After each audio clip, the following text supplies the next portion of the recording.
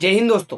क्या चीन और भारत फिर से एक बड़े युद्ध की तरफ बढ़ रहे हैं? क्या चीन और पाकिस्तान मिलकर के भारत के खिलाफ प्रॉक्सी वॉर खेल रहे हैं? क्या है लंदन में प्रस्तुत 150 पन्नों की उस रिपोर्ट में जिसने भारत के अंदर बैठे हुए बड़े बड़े थिंक टैंकर के सिर के ऊपर चिंता की लकीरें खींच दी है? दोस्तों, आखिर ऐसा क्या होने वाला है भारत और चाइना के बीच में, जिसको लेकर के बड़े बड़े विशेषज्ञों ने इस तरह की भविष्यवाणी कर दी है कि भारत को अब चाइना के साथ में मजबूरन एक बड़ा युद्ध लड़ना पड़ेगा। और ये बड़ा युद्ध कहां लेकर के जाएगा इंडिया को और इंडिया की इकोनॉमी को, ये सारी चीजें आज हम जानने वाले हैं। साथ ही ये भी जानेंगे कि उस लंदन की रिपोर्ट में ऐसा क्या है जिसके एक एक पन्नों में इस तरह की डरावनी चीजों का यूज किया गया है। साथ ही अगर मैं आपको बताऊं कि उस रिपोर्ट का नाम क्या है, तो उस रिपोर्ट का नाम है IISS। लंदन के अंदर प्रस्तुत बड़े बड़े विशेषज्ञों के द्वारा इस तरह की रिपोर्ट जो है निकाली जाती है, यानी कि लंदन के बड़े बड़े थिंक टैंकर्स ने इस रिपोर्ट को प्रस्तुत किया है, जिस रिपोर्ट का नाम है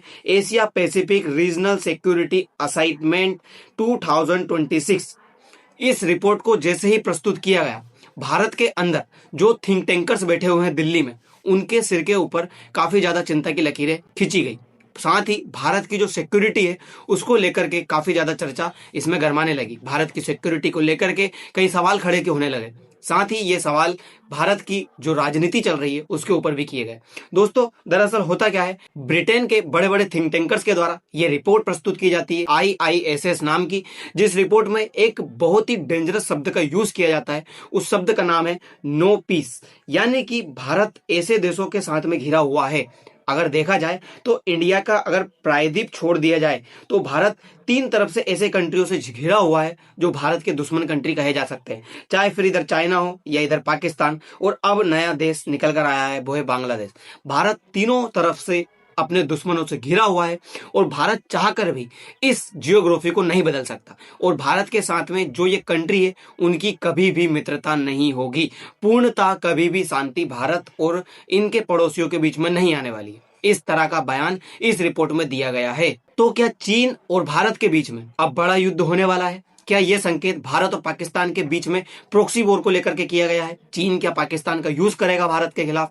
क्या क्या सब कुछ होने वाला है, एक एक पन्नों को हम पूरी तरह से देखने वाले हैं। साथ ही जानने वाले हैं कि चीन और पाकिस्तान किस तरह से भारत के लिए डबल खतरा बन रहे हैं, क्योंकि इस रिपोर्ट में एक बताया गया है एक बड़े शब्द का यूज, और वो है डबल खतरा। दोस्तों, चीन और पाकिस्तान दोनों मिलकर के भारत को दोनों तरफ से घेरने की कोशिश कर रहे हैं। अब क्या भारत को वाकई में इससे डर नहीं होगी?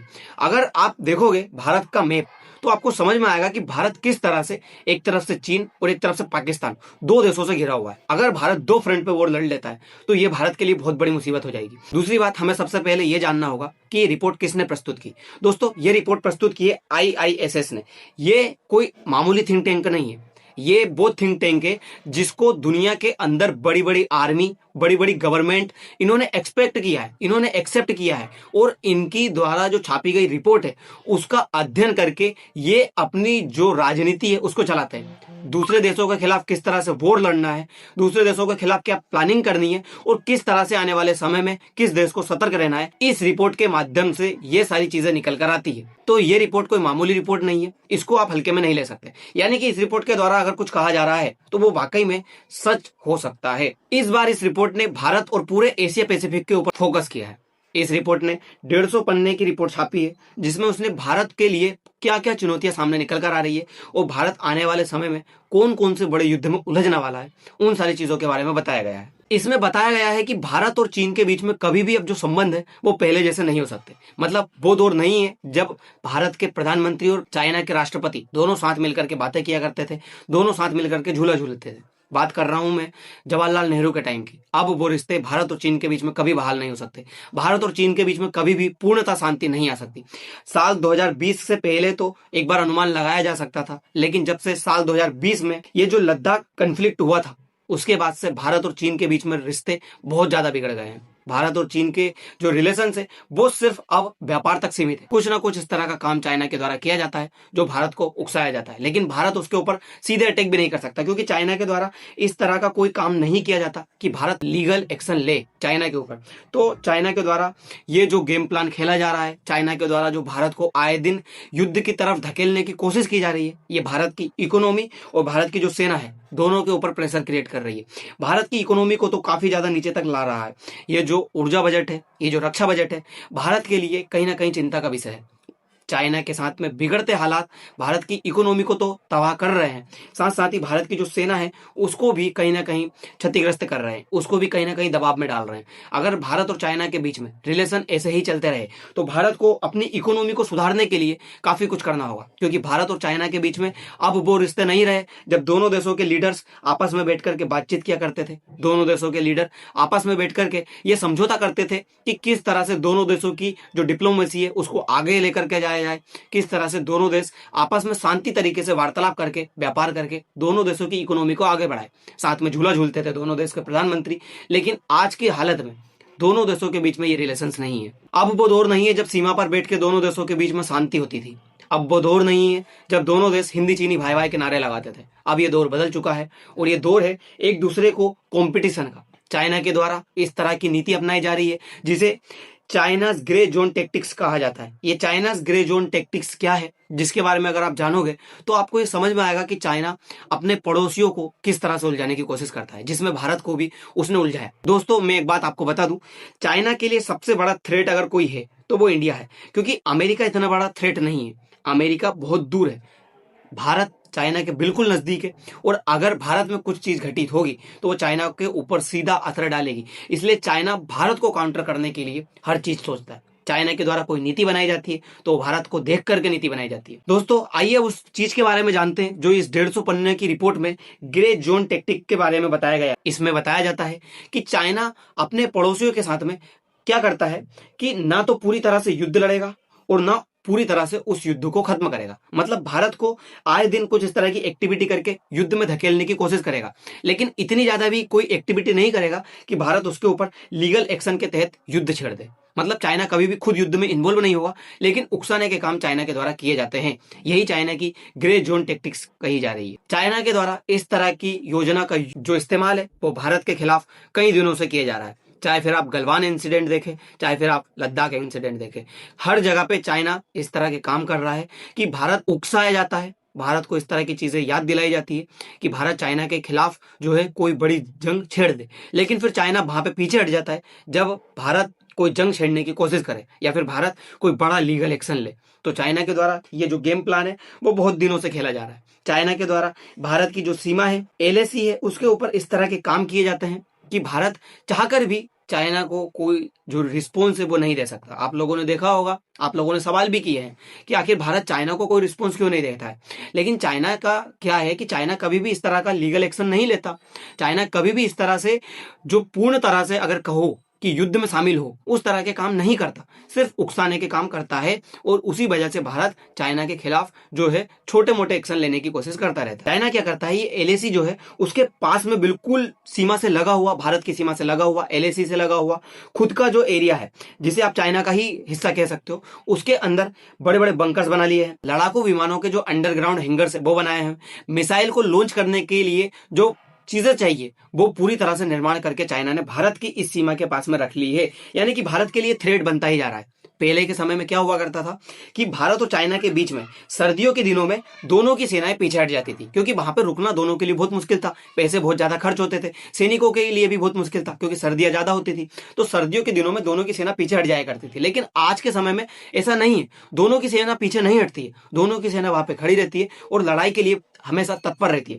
चाइना ने आज के समय पे एलएसी के पास में जो अपनी नीति बदलते हुए वहां पर लगभग 50,000 के आसपास जो सोल्जर है वो ऑल टाइम तैनात कर दिए, ऑल टाइम वहां पे तैनात कर दिए हैं। मतलब वो हमेशा उस जगह पर रहते हैं। चाइना हर समय भारत के साथ में युद्ध करने के लिए प्रिपेयर है। अगर भारत के द्वारा कुछ भी इस तरह की एक्टिविटी की जाए जिसमें चाइना को ये लगे कि भारत चाइना के खिलाफ है, तो चाइना तुरंत भारत के ऊपर एक्शन ले सकता है। मतलब चाइना हर समय तैयार है कि वो भारत के ऊपर किस तरह से अटैक करे। दूसरी चीज अगर इस रिपोर्ट में कही गई है तो इस रिपोर्ट में कहा गया है कि चाइना भारत के सामने एआई में, यानी कि आर्टिफिशियल इंटेलिजेंट में, स्पेस वेपन में, वहीं साइबर वारफेयर में तीनों चीजों में, यानी कि सीधे तौर पर कहें तो टेक्नोलॉजी के मामले में भारत से कहीं आगे है।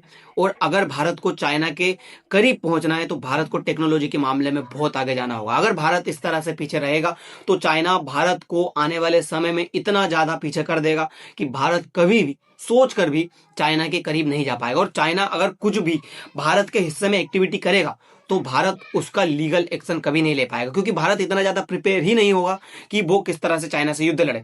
क्योंकि आने वाले समय में चाइना सीमा पर जो है सोल्जर्स नहीं उतारेगा। चाइना आने वाले समय में भारत के जो रेलवे सिस्टम है, भारत का जो एआई सिस्टम है, भारत का जो पावर ग्रिड है, उसके ऊपर साइबर अटैक करेगा। चाइना आने वाले समय में भारत की जो टेक्नोलॉजी है उसको हैक करने की कोशिश करेगा और कोशिश करेगा कि भारत के अंदर इंटरनेट पूरा ठप कर दिया जाए। तो चाइना के द्वारा आने वाले समय में जो है टेक्नोलॉजी से युक्त वार लड़ा जाएगा। अब बात करते हैं इस रिपोर्ट के दूसरे हिस्से पर, जो भारत के लिए डबल थ्रेट बताया जा रहा है।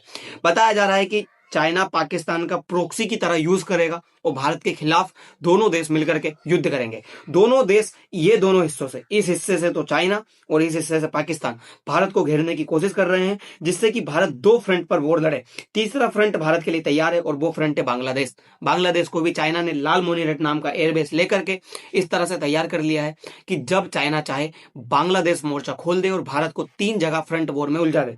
दोस्तों, बताया जा रहा है ये दोनों की जो जुगलबंदी है, मिली भगत है, वो इस तरह की है कि यदि कभी भी फ्यूचर में चाइना के साथ में भारत का युद्ध होता है तो पाकिस्तान भी चाइना के साथ में लड़ने को तैयार हो जाएगा। और चाइना जो है वो पाकिस्तान को हथियार पे हथियार दे रहा है। आप इसमें देख सकते हैं लड़ाकू विमान और जेट दे रहा है, जिसमें J-10C और J-35 जैसे स्टेल्थ टेक्नोलॉजी से युक्त फाइटर जेट चाइना के द्वारा पाकिस्तान को दिए गए हैं। वहीं मिसाइलें और एयर डिफेंस सिस्टम दिया गया है, जिसमें आप देख सकते हैं PL-15 मिसाइल और HQ-9 जो एयर डिफेंस सिस्टम है वो तक चाइना ने पाकिस्तान को दे दिया। साथ ही ड्रोन और अन्य जो तकनीकें हैं वो चाइना के द्वारा पाकिस्तान को दी जा रही है, ताकि भारत के खिलाफ चाइना ये यूज कर सके। साथ ही चाइना पाकिस्तान का जो सड़क है, जो एयर स्पेस है, वो मिलिट्री के लिए यूज करेगा। जो सीपेक बताया जा रहा है चाइना ने इसीलिए बनाया ताकि एक तो अपना व्यापार कर सके और दूसरा यदि भारत के साथ में कोई युद्ध हो तो चाइना इस रोड का यूज करके भारत के खिलाफ यहाँ से अटैक कर सके। चाइना यहाँ पे बहुत ज्यादा डेवलपमेंट का काम कर रहा है, ये पूरे गिलगिट बाल्टिस्तान वाले हिस्से में। तो चाइना कहीं ना कहीं पाकिस्तान के साथ मिलकर के भारत के लिए डबल थ्रेट बन रहा है। दोस्तों, बताया ये तक जा रहा है बड़े बड़े विशेषज्ञों के द्वारा कि यदि चाइना भारत के साथ में इस हिस्से में वॉर में उलझता है, यानी कि अरुणाचल प्रदेश, लद्दाख, सिक्किम वाले इलाके में यदि भारत उलझता है चाइना के साथ में, तो पाकिस्तान चाइना की हेल्प करने के लिए राजस्थान, पंजाब, जम्मू कश्मीर और गुजरात वाले हिस्से में वॉर छेड़ सकता है, ताकि भारत दो जगह पे उलझ जाए, भारत की सेना दो जगह पे जो है बट जाए और चाइना के लिए आसान हो। जो ये हिस्सा है अक्साई चीन वाला और ये अरुणाचल प्रदेश वाला, जिसमें कि चाइना कोशिश कर रहा है अरुणाचल प्रदेश के कुछ हिस्से के ऊपर अपने गांव बसाने की, उसके ऊपर उसका जो कामयाबी है वो आसानी से मिल सके। साथ ही भारत के लिए एक बड़ा थ्रेट ये है कि भारत का जो रक्षा बजट है वो चाइना के रक्षा बजट के मुकाबले काफी ज्यादा कम है। अगर देखा जाए तो यूं तो भारत का रक्षा बजट टॉप 5 कंट्रीज में आता है, लेकिन भारत को उसी बजट से जो है सैलरी भी देनी होती है, पेंशन भी देनी होती है, लेकिन भारत को जो नए नवाचार है, रिसर्च करने के लिए, नए नए हथियार खरीदने के लिए उतने ज्यादा पैसे नहीं मिल पाते हैं। तो भारत को अपना रक्षा बजट बढ़ाना होगा, नहीं तो वो चाइना के मुकाबले काफी ज्यादा पीछे हट जाएगा। दूसरी बात, भारत को अपना जो हथियार है वो खुद बनाना होगा, यानी कि दूसरे के ऊपर जो हथियार की डिपेंडेंसी है वो कम करनी होगी। इन विशेषज्ञों का कहना है भारत जो रसिया और जो वेस्टर्न कंट्री के ऊपर हथियार को लेकर डिपेंड है वो भारत के लिए कहीं ना कहीं थ्रेट है, क्योंकि यदि भारत हर समय दूसरे कंट्री के ऊपर हथियार को लेकर के डिपेंड रहेगा तो चाइना भारत के ऊपर कहीं ना कहीं अटैक करने की कोशिश करेगा और भारत हथियार उतने ज्यादा डिप्लॉय नहीं कर पाएगा। तो भारत के लिए ये जरूरी है कि भारत अपने हथियार में खुद आगे बढ़े, अपने हथियार जरूरत के जो है वो खुद बनाए। दोस्तों, अब चाइना किस तरह से भारत को काउंटर करेगा और ये युद्ध क्या वाकई में होता है, जो ये रिपोर्ट लंदन के द्वारा निकाली गई है, जानी मानी रिपोर्ट, इसकी बातें कितनी सच होती है कितनी नहीं, ये सारी चीजें देखने वाली बातें होंगी। दोस्तों, फिलहाल के लिए इतना ही, मिलते हैं अगली वीडियो में। धन्यवाद।